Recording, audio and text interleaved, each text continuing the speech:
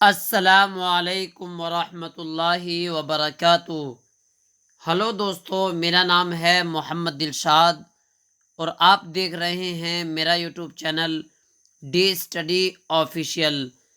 آج کی اس ویڈیو میں آپ لوگوں کو یہ لیسن پڑھانے والا ہوں، ریا والا لیسن، یعنی چیپٹر 7 میں آپ کو پڑھانے والا ہوں سر سید احمد خان کے بارے میں۔ آج کی اس ویڈیو میں صرف سر سید احمد خان کے بارے میں پڑھیں گے اور اگلی ویڈیو میں ریا کے بارے میں پورا اوور ویو دوں گا۔ یہ آپ کو دھیان رکھنا ہے، یہ چھوٹا سا سبق ہے، آج یہ چھوٹی ویڈیو ہونے والی ہے۔ آپ سبھی حضرات اس کو اچھی طرح دیکھ لیں، سمجھ لیں اور اس کو اچھی طرح سمجھ لیں۔ تو چلیے زیادہ دیر نہ کرتے ہوئے شروع کرتے ہیں۔ سر سید احمد خان۔ سر سید احمد خان دلی کے ایک معزز گھرانے میں 1817 میں پیدا ہوئے۔ سب سے پہلا سوال آپ سے پوچھا جائے گا کہ ان کی پیدائش کہاں پر ہوئی۔ آپ کا جواب کیا رہے گا کہ دلی میں ہوئی۔ پھر پوچھا جائے گا کہ کب، تو 1817 میں۔ کب کیا کہنا ہے آپ کو؟ 1817 میں پیدائش ہوئی۔ کہاں ہوئی؟ دلی میں ہوئی۔ سر سید کی تربیت ان کی والدہ کے زیر سایہ ہوئی۔ اس کا مطلب یہ ہے کہ ان کی والدہ نے ان کی تربیت کی، ان کی پرورش کی، ان کا دیکھ بھال رکھا، ٹیک کیئر کیا، ٹھیک ہے۔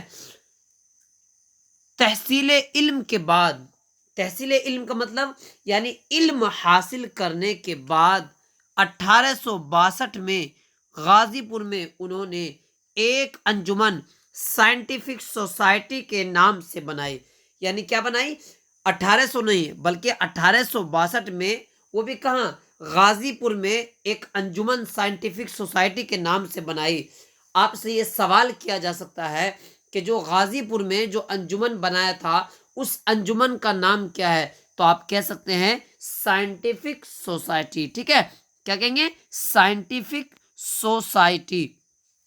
آپ کو قلم پین اینی ٹائم حاضر کر کے رکھنا ہے تاکہ کچھ نہ کچھ آپ لکھتے رہیں۔ دیکھیے میں خالی حلوہ پکا کر کے آپ کو دے دوں گا اور آپ کھا لیں گے تو آپ کا کوئی بھی محنت نہیں لگا، اور جس چیز میں محنت نہیں لگتی اس کی ویلیو نہیں ہوتی، اس کی قدر نہیں ہوتی۔ ٹھیک اسی طرح میں آپ کو پڑھا کر کے سمجھا رہا ہوں، لیکن کام آپ کو اپنے آپ کرنا ہے، ٹھیک ہے۔ ہاں، زیادہ سے زیادہ یہ کر سکتے ہیں کہ میرے نمبر پر آپ اپنا کام بھیج سکتے ہیں۔ کس نمبر پر؟ 94706 اور 84807، ٹھیک ہے، 84807۔ اس پر آپ اپنا کام بھی بھیج سکتے ہیں کہ ہاں ہمارا کام یہ ہے، ہمارا چیک کر سکتے ہیں، ٹھیک ہے۔ آگے چلتے ہیں۔ 1869 میں سر سید انگلستان گئے۔ واپس آ کر انہوں نے تہذیب الاخلاق نام سے ایک رسالہ جاری کیا جس میں سماجی، تہذیبی اور ادبی مضامین شائع ہوتے تھے۔ یعنی جب انگلستان گئے، آپ کو یہ بھی یاد رکھنا ہے کہ کب گئے؟ 1859 میں۔ پیدائش کب ہوئی ہے؟ 1817 میں۔ اور غازی پور میں کب گئے؟ تو آپ کو لکھنا ہے 1862 میں، ہے کہ نہیں؟ دیکھیے یہاں پر دیکھ رہے ہیں 1862، اور اسی طرح پیدائش یہاں پر دیکھیے 1817۔ پھر انگلستان کب گئے؟ 1869 میں گئے، ٹھیک ہے۔ اور ایک کتاب بھی انہوں نے لکھی۔ کون سی کتاب؟ تہذیب الاخلاق نام سے ایک، یہ کتاب نہیں بلکہ یہ سمجھ سکتے ہیں اس کو میگزین کہہ سکتے ہیں، میگزین لکھا جس میں سماجی، تہذیبی اور ادبی مضامین شائع ہوتے تھے۔ یعنی اس میں سماج کے بارے میں لکھا جاتا تھا کہ سماج کے اندر برائی کیا ہے، اچھائی کیا ہے، اس کا حل کیا ہونا چاہیے۔ یہ ساری کی ساری چیزیں سماجی کتاب یعنی تہذیب الاخلاق میں لکھی جاتی تھی، ٹھیک ہے۔ سر سید احمد خان نے علی گڑھ میں ایک اسکول کھولا جو 1878 میں محمڈن اینگلو اورینٹل کالج بنا۔ یعنی یہ جو اسکول کھولا تھا وہی 1878 میں محمڈن، یہ دیکھیے محمڈن اینگلو اورینٹل کالج بنا، اور پھر علی گڑھ مسلم یونیورسٹی کی شکل میں ابھر کر سامنے آیا۔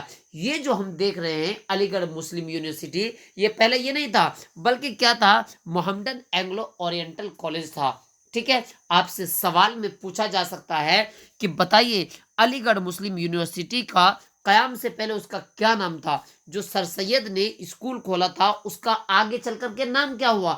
تو آپ سے پوچھا جا سکتا ہے، اس کا جواب آپ کو یہ دینا ہے کہ محمدن اینگلو اورینٹل کالج، ٹھیک ہے۔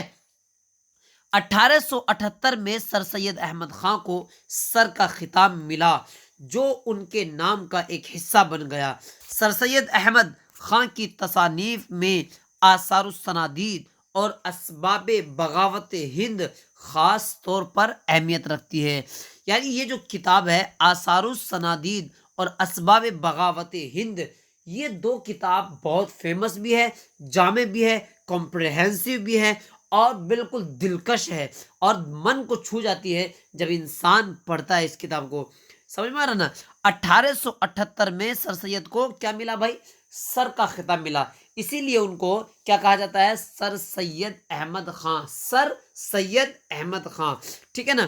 تو پوچھا جا سکتا ہے آپ سے کہ یہ جو سر کا لقب ہے، سر کا جو ٹائٹل ہے، یہ کب دیا گیا ان کو؟ تو 1878 میں دیا گیا ہے۔ اتنا سمجھ میں آ گیا؟ چلیے اتنا سمجھ میں آ گیا ہوگا۔ اردو کی نئی علمی نثر کی بنیاد ڈالنے کے ساتھ ساتھ سر سید نے اردو میں مختصر مضمون نگاری کو فروغ دیا، یعنی شارٹ اسٹوری کیسے لکھی جاتی ہے اس کو پروگریس کیا، اس کو پروموٹ کیا۔ کنہوں نے؟ سر سید احمد خان نے خوب پروموٹ کیا۔ کس کو پروموٹ کیا؟ یعنی شارٹ اسٹوری کیسے لکھتے ہیں، ہے نا؟ مضمون نگاری جو ایسے ہوتا ہے چھوٹا چھوٹا، اس کو کیسے لکھا جائے، یہ کس نے سکھایا ہمیں؟ سر سید احمد خان نے سکھایا۔ بنیاد ڈالی، مطلب انہوں نے ہی اس چیز کی بنیاد ڈالی۔ اور ظاہر سی بات ہے بابا قوم، اسی طرح دوسرے لوگ مولانا آزاد حسین صاحب، اور تیسرے یہ کون ہے؟ یہ سر سید احمد خان۔ ان 4-5 لوگوں نے مل کر کے اردو کو پوری کی پوری بنیاد ڈالی، یعنی کہ اردو کو فروغ دیا، اردو کی ترقی میں نمایاں کارنامہ انجام دیا۔ کنہوں نے؟ سر سید احمد خان نے۔ تو پتہ چلا کہ سر سید احمد صاحب نے کیا کیا؟ اردو کی ترقی کے لیے پوری کی پوری محنت کی۔ لمبی تحریروں کی بجائے چند صفحات میں کام کی باتیں کہنے کا فن سر سید نے عام کیا۔